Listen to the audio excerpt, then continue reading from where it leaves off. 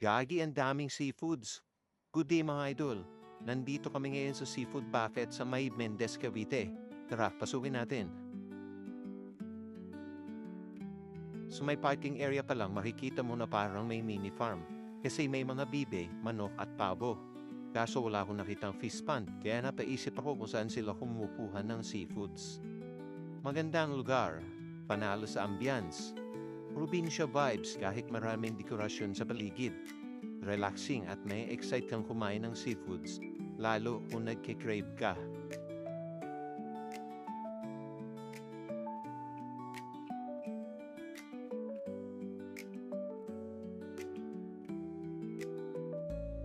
Pagkatapos naming umorder, inihanda na ng mga waitress ang table namin.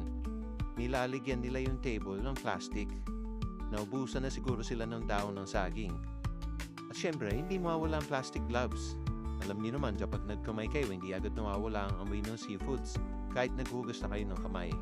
Dumating na nga yung mga in-order namin. Tara, kain tayo.